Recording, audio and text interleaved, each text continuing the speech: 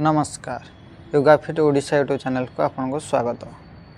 आज आम सुप्त वज्रासन बा रिक्लाइन थंडरबोल्ट पोज करवा जहाँ आपण शरीर किडनी लिभर पानक्रियाज को रक्त पहुँचेबारे बा आपण ब्लड सर्कुलेशन करिवारे सहाय्य करता।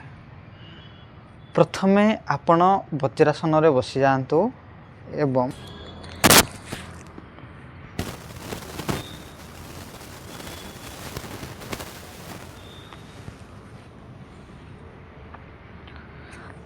एवं आपणकर छाती एवं मुंड एवं आपण स्पाइन पूरा स्ट्रेट रखंतु।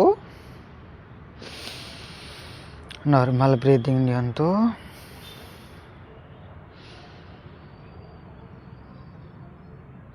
एवं धीरे धीरे आपणको हाथ को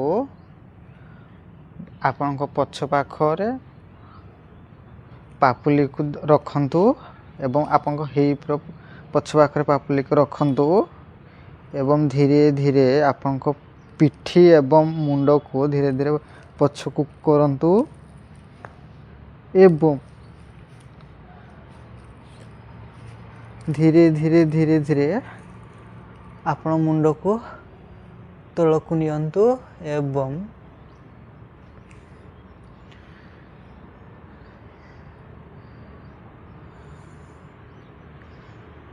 यही अवस्था रे 20 रु 30 सेकंड रुहंतु।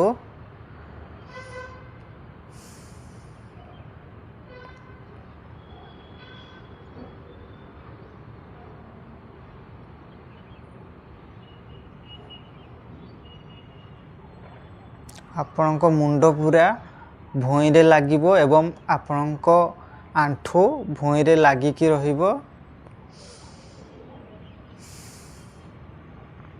एवं नॉर्मल श्वास नियंतु।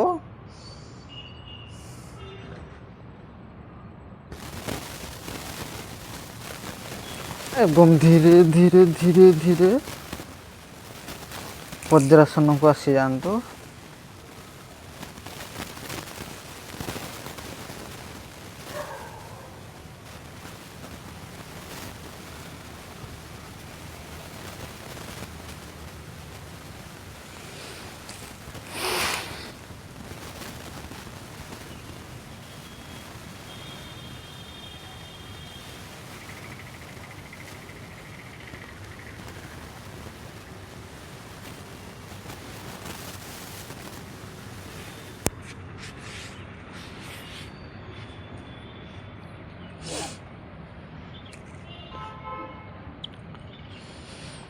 सुप्त वज्रासन करने द्वारा आपणक पेटर बा आपणक पेटर चर्बी थिवा से धीरे धीरे धीरे धीरे तरलिबा को लागि थाए एवं आपणक चेस्ट आपन छाती खोली थाए एवं आपणक लंग्स रो कैपेसिटी को से बढ़ाई थाए एवं आपणक जदि ब्लोटिंग एसिडिटी कॉन्स्टिपेशन रो समस्या रहुछि तांकु मध्य दूर करथाए एवं डायबिटीज पेशेंट जेहेतु पानक्रियाज को रक्त पहुँचेबारे हेल्प करता है डायबिटीज पेशेंट पाई यह बहुत भल एवं किडनी रो फंक्शन जमिति कि आपणकर किडनी रो ब्लड छाणीबा किंबा आपणकर जो हीमोग्लोबिन तैयारी करथुवा हार्मोन एरिथ्रोपोइटिन तांकु से एक्टिवेट करिबा एवं आपणकर लिभर एंजाइम गुड़ा सिक्रेशन करिबा किंबा आपन लिभर होची आपन शरीर बहुत मूल्यवान अंग से सबु कार्य रे हेल्पफुल करता तांको एक्टिवेट करिबा एवं आपनकर रक्त पहुँचेबा रो काम करता है सुप्त वज्रासन। यह को आपन डेली 1 रु 2 मिनट बा 3 मिनट रिपीट करिक अभ्यास करंतु एवं आपन यह को समय अभ्यास करिवे नाही। आपन जदि हाई ब्लड प्रेशर थी कि आपन डिस्क कौन इंजरी हो नी कि एल्बो कि नेक किसी भी इंजरी थी अभ्यास करंतु नहीं एवं आपणकर मुंड बुलाउथिले मध्य को अभ्यास करंतु नहीं एवं सकाळ खाली पेटर यह को अभ्यास कले भल एवं यह करने द्वारा आपणक शरीर ଫ୍ଲେକ୍ସିବିଲିଟି ଆସିଥାଏ।